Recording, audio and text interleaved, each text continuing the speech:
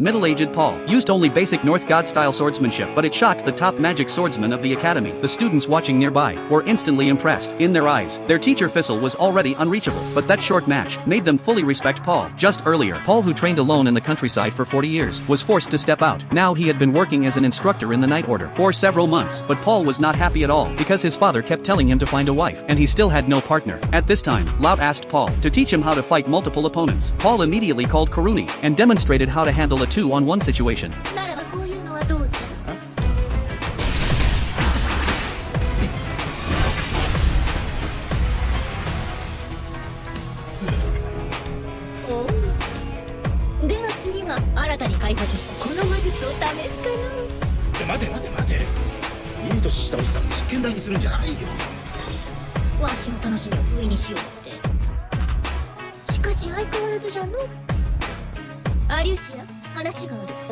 Later that day, after work and dinner, Lucy came to find him again. Paul thought the head of the Magic Academy had too much free time. Lucy came to ask Paul to teach swordsmanship to magic swordsmen. Originally Fizzle was teaching, but he was not good at explaining techniques, so they hoped Paul could take over. They had already arranged everything with Ariel. Paul only needed to teach once a week. Hearing this, Nyo and Fizzle had no objections. Nyo even joined the magic swordsman class to learn sword skills. This made Paul feel satisfied, so he agreed. As for the Night Order, Ariel had already handled everything with the royal family. Paul had no reason to refuse. His students took care of all the follow-up work, so Paul went to the Magic Academy with Fizzle. There were 5 students in total. As soon as he entered, Paul felt strange looks. A middle-aged man suddenly coming to teach. It was normal for students to doubt him, so he let Fizzle start the lesson while he observed as a special instructor. But once Fizzle started speaking, Paul immediately noticed the problem.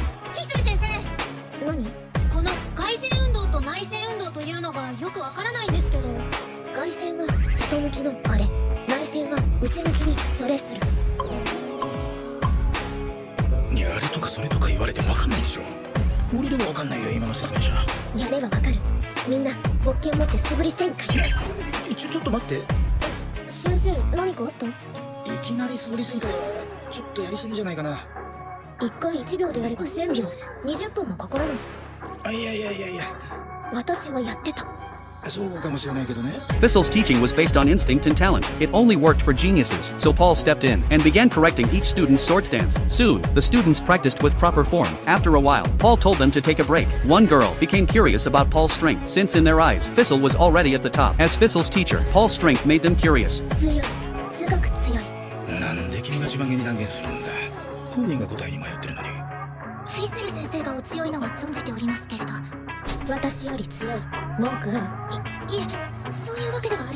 So Paul suggested moving the class outside. To prove himself, he sparred with Fizzle, fighting a magic swordsman. Also made Paul curious. At first, Fizzle did not use magic and fought only with sword skills. Their speed was so fast, the students could not see clearly.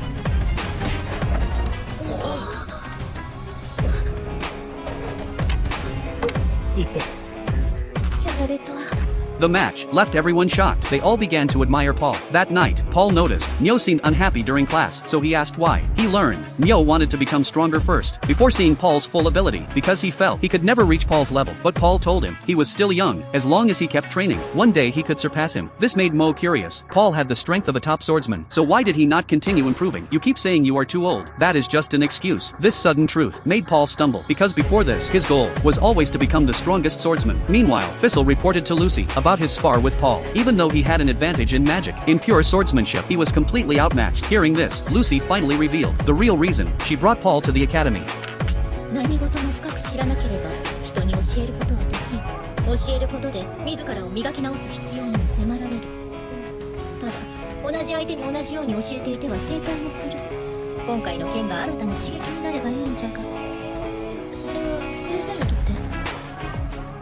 強者であれば年がいくつになろうと変わり続ける。変わらねばならぬ。